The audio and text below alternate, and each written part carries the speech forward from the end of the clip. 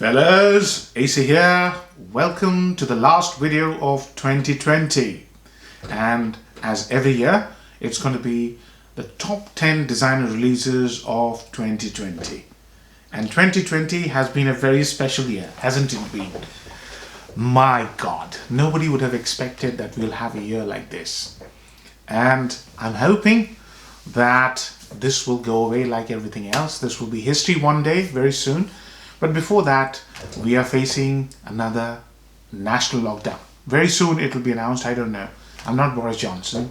But we are in tier 4 here in the UK at the moment. Most of the country is. That means severe restrictions and full lockdown, as you know, is like you just can't go anywhere.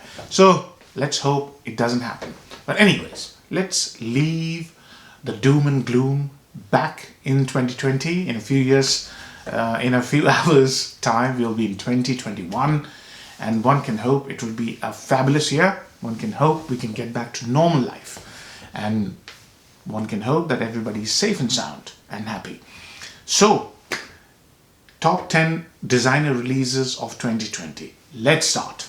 Okay, I start the list with a Dior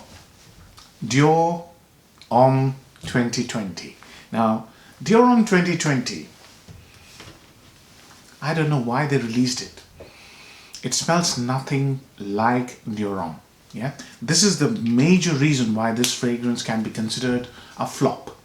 Why? Because it's a marketing wisdom. When something is working, don't change it.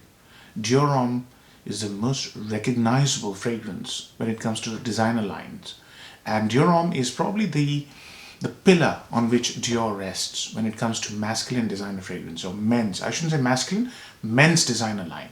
Dior Homme is iconic. Completely changed and totally synthetic. So what does it smell like? I mean, I haven't done a full review. I will do a full review very soon. This is basically trying to do a Bleu de Chanel. It's totally synthetic. It's very acidic, very tangy, vetiver-y, bizarre, weird, projects a lot. Nothing like Dior Homme. And this is the whole reason it's annoyed a lot of people. It hasn't annoyed me, but it has really befuddled me, because I'm thinking to myself, something is working so beautifully. Dior Homme is the most recognizable fragrance, and why would you do this? So number 10, not my favorite, but I do appreciate that. A lot of people may like it, I don't know. And if you do like it, my idea is not to hurt your feelings. I'm just trying to tell you what I'm smelling. Yeah. So don't take it personally. Don't get upset. That's not the idea. It's just trying to give you the top 10 releases of 2020 based on what I'm smelling.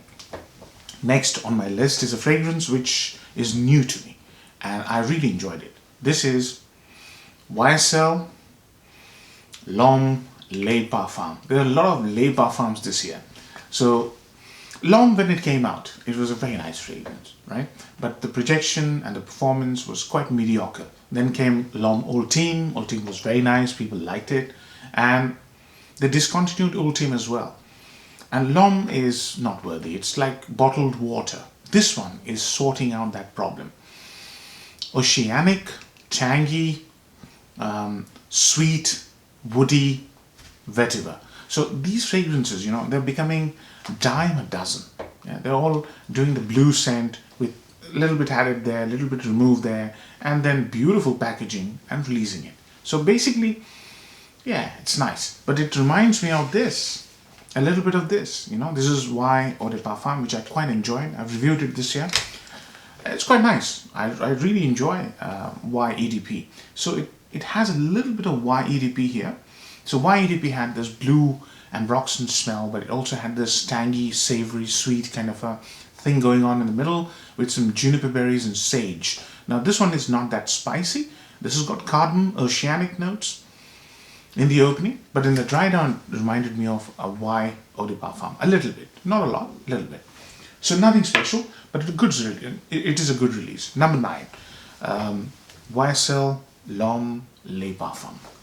Next Le Parfum coming up, it is La Malle Le Parfum. Now this one, La Malle, is a good line. and I enjoy L'Homme. I've reviewed a couple of flankers. I've not reviewed the original L'Homme. So in my days, L'Homme was one of those fragrances you brought out in the evening when you're going out clubbing, because it had tremendous projection. It was sweet, lavender. It was beautiful. I enjoyed it. But then they reformulated it, and the L'Homme fragrance started reminding me of sort of boiled corn. You see what I mean? And it's not my favorite. I didn't enjoy it. So I stopped wearing L'Homme. But I like the flankers of L'Homme. This one reminds me of quite a few flankers. So the packaging is amazing, and the top note is cardamom, and it's a nice cardamom, really good cardamom, and I think that's a good touch to it.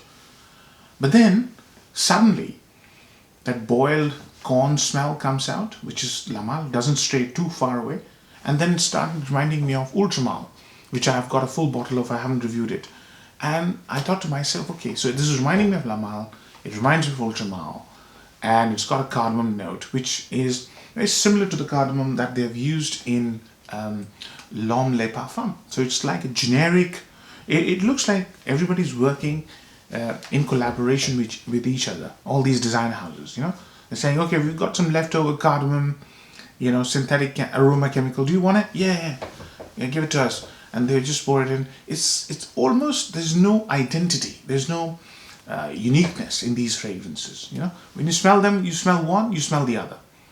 That's the kind of impression I'm getting. So L'Homme Le Parfum, yeah, okay, nice bottle. The juice, not so impressive. It's all right. It projects a lot. It's got a nice cardamom, but does it do anything unique on top of the very famous Ultramal or the L'Homme? Not really. Didn't impress me too much. Some people are ranting and raving about it. It's quite expensive, you know, and you can buy better fragrances for this kind of money for your clubbing needs. I recently reviewed a 12-pound fragrance, you know, by Lattafa. What an amazing fragrance that is. And that fragrance is going to, completely overpower L'Homme Le Parfum. No chance. L'Homme Le Parfum doesn't stand a chance, you know. So if you get a 12-pound fragrance, which is great for clubbing, why would you want to spend 70 quid on something which is, okay, it's strong, but it's just not as good? So that's why it's at number 8. Number 7. Now this one is an interesting release. It is by Armani, and this one is Armani Acqua di Jour Profondo. Now Profondo is interesting because the whole Acqua di Jour concept, they're trying to go back to that concept. So it really calls back. It really calls back Acqua di Jour of the early 2000s. And what they've done is they've put in a metallic coldness to it and contrasted it with cypress, a green herbal cypress, which is what I enjoy. So this is more creative. There's something to it. It doesn't remind you of 5 other fragrances that you've smelled before. It's slightly unique, and it's also interesting because of that cypress note. It's a nice fragrance. Yeah, enjoyed it. Compliment factor, again, it's a very office friendly scent. So because it smells so civil, so well composed, definitely your colleagues are going to really enjoy having you around. Very good interview scent. Daytime, nice fragrance. I've done a full review. In fact, I've reviewed most of them apart from L'Homme Le Parfum and L'Homme Le Parfum. I haven't reviewed those two, but the rest in this list have been reviewed. Oh, sorry, I haven't reviewed Dior Homme 2020. So 3 haven't been reviewed, 7 have been reviewed. So I've done 3, I think, 4. I've done 4, isn't it? Yeah, I've done 4. So next on my list is a Givenchy. And this Givenchy is Givenchy Gentleman Cologne. Very interesting fragrance. Really enjoyed it. Really nice fragrance, you know, and doesn't cost a lot of money. What they've done is very clever. It's basically a freshie with a chalky iris and juniper berry in the middle, I think. It's juniper berry, or yeah, there's a little green spiciness to it. But the iris is chalky and it's really well made. Natalie Lawson, you know, she doesn't do bad fragrances. This is a very interesting fragrance. If you're looking for a crowd-pleasing office scent, or just a really friendly social fragrance, I've done a full review. Check it out. This is a very nice offering. Really enjoyed it. So that's number 5. Is it number 5? So 10, 9, 8, 7, 6. Number 6. Sorry, number 6. Number 5 coming up, and now it's the business end of this list. All the 5 that I'm going to show you have something to offer, they bring something to the table, and they're nice. So this one is a Tom Ford. I haven't reviewed this one. I'll review it very soon. And this one is Black Orchid Parfum. So there's no Le Parfum here. It's Black Orchid Parfum. Very, very nice scent. Okay, this is where I think Tom Ford have done a spectacular job in 2020. There are two in this list, two Tom Fords. I'll come to the next one later. But what they've done is they've created very affordable Tom Ford, very high quality, right? Tom Fords are not affordable, but these signature lines, or whatever they're called, are very high quality, very well made, and amazing performance on these. So this one, Black Orchid Parfum, what it does is, I'll do a full review soon, but I'll let you know. What impressed me most is a fantastic note of truffle. And then with that truffle, there's this boozy character, a very boozy fragrance, and a very fine lang lang. So the previous versions of Black Orchid were very floral. Here the florals have been dimmed down. The fruity sweetness has been dimmed down. And they managed to still create a very fantastic floral, sort of alcoholic, exotic smelling concoction, which is more unisex than the previous versions. Really enjoyed it. I'll do a full review very soon. So number 5, Tom Ford Black Orchid Parfum. Worth it. Sample it. Really nice. Next on my list is, I think, oh yes, this is a very impressive Dior release. Now, Dior Homme 2020, it wasn't impressive at all. Dior Homme 2020, Dior Homme Intense 2020 is just another story. It's a fantastic fragrance. They've taken Dior Homme, so you smell Dior Homme, yeah, but they have made it more buttery, creamy, airy, woody, and just created almost a fantastic reincarnation and called it 2020. A fantastic release. Dior Homme Intense 2020, I've done a full review, check it out. It is fantastic, it's just fabulous. People who didn't like the makeup vibe, the lipsticky vibe, they will have no reason to complain. Yeah, this is a fantastic fragrance, really sexy, modern, androgynous, highly wearable, very versatile, quite affordable as well, really nice. So do check my full review out if you're more interested, but this is worthy at number 4, Dior Homme Intense 2020. So next on my list is another fabulous fragrance. Really enjoyed the moment I sprayed it. I knew, excuse me, I knew I've got a winner, yeah? And basically the last 3, you can replace them, yeah? Whatever is your preference. So this one is Pasha de Gaultier Parfum, yeah? What a fantastic fragrance this is, guys. What they've done is they've used a new chemical compound called ambrosinide. And this is really strong. It projects like a beast when you first spray it. And they've taken the Pasha sort of aromatic fougere DNA, and they have put in a layer of ambrosinide, which is slightly chargelly, sweet, sour, slightly coconutty smell, really slightly chalky as well. Very strong, beautifully well made, fantastic fragrance, very modern, sort of masculine, very classy as well. So I wouldn't hesitate wearing this to an interview or office, even to a date or just going out. Very, very classy, beautiful fragrance. Pasha de Gaultier Parfum. This was number 3. Number 2 is another Tom Ford.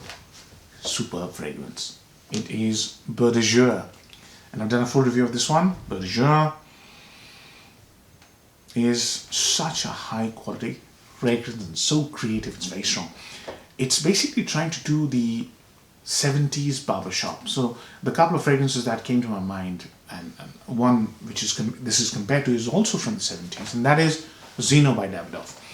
To my mind, it was Azzaro Puron, that excuse me, that shaving foam smell, and it's very sharp. But what they've done is they've included that whole DNA, and in the bottom they've put in a very warm amber, the kind of amber that's been used in Grand Soir. So, and Grand Soir is so popular. So warm fougere, beautiful. Just like this one, this is not warm, but this is also a fantastic aromatic fougere. fantastic aromatic fragrance, beautifully warm, fantastic composition quality, very wearable, and really smart, really sophisticated, very elegant. So that was number 2. Number 1. Number 1 is a fragrance from my favorite house, Guerlain. This is L'Homme Ideal Extreme. Now, this is not extreme, yeah, but this is a fragrance which I've been wearing this today, which has really got me impressed. Why? Because composition quality. Oh, this smell, so unique, you know, in spite of having so many flankers of Ideal. I've done a full review. In spite of having a full, you know, flankers, you know, 5 or 6 flankers, whatever, still it brings you, wow, a unique value proposition, and that is leathery tobacco, along with the bitter almond, really toned down vanilla, and woodiness, strong woods. It's like cutting a fresh log of cypress or cedar, sorry, and you smell as if you're smelling a freshly cut log of cedar. Amazing, woody, leathery tobacco. Fabulous fragrance. You can choose any 3. The top 3, you can put anything at number 1. But for me, this is number 1. Best release of 2020. Hope you enjoy the list and hope it gives you a good idea of what to actually sample and where to put your money. Please give it a like if you like the video, and see you next year. Take care. Bye-bye.